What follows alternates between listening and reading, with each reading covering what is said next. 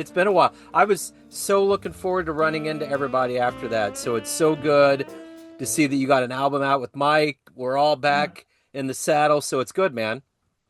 Great to see you again, brother. Yeah.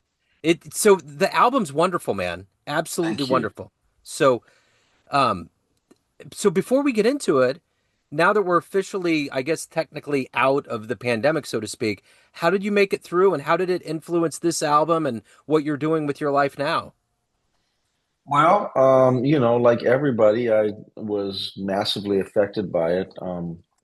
I was still teaching at the college I taught at in the Bay Area at the time, and we had to do all our classes remotely. But in some ways, it was tough, but it was a blessing in that I think my wife and I got to spend some real thoughtful, quality time together. We did a lot of bike riding, a lot of walking, a lot of getting out to nature because that was something you could do, and I did a lot of composing. So talk to me a little bit about this project with Mike. How did this come about? Sure. Well, Mike and I had done a previous record which ended up coming out in 2021 on Sunnyside called Mic Drop.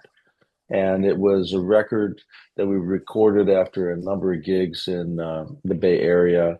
And it was basically a mixture of originals and reimagined standards by me. And it came out well, and we really enjoyed it. And we had always enjoyed playing together. So we decided to continue that partnership. And I got a number of bookings in 2021, and Mike came out, and we did those together and worked on this material that ended up on the record that just came out this year. And we liked it so much that in the fall of 2022, I went out to New York and we recorded the record that you have called Standard Deviations. And that one is there's always been sort of a second subset of songs I've written. Most of the songs I've written are originals, but I've written a lot of compositions.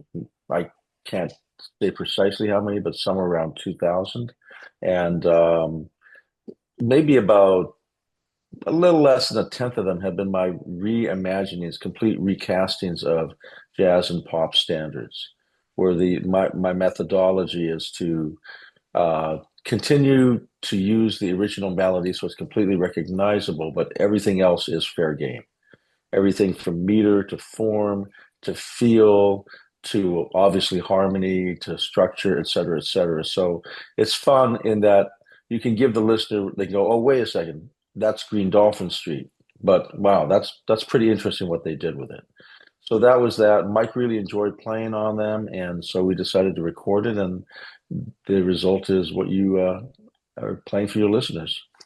What are you hoping the listener gets from this album?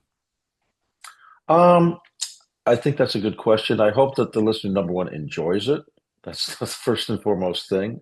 Um, that they don't have to feel like they're listening to a math problem. That there's some beautiful melody and swing and soul in it, but that it also gives you an insight into how we recast these songs to make them my language rather than the original language that they may know footprints, but the way we do it is pretty different, for example. Yeah. But I think it also honors the original. I think the playing is really good on it. Mike plays his butt off on it, swings so hard. Everybody does. So it's a fun thing. And I just felt like we came up with something that was a really good session that captured how everybody was playing.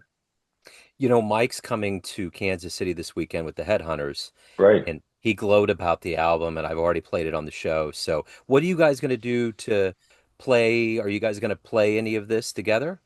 Yeah, Like, we are. We're looking to do some bookings together.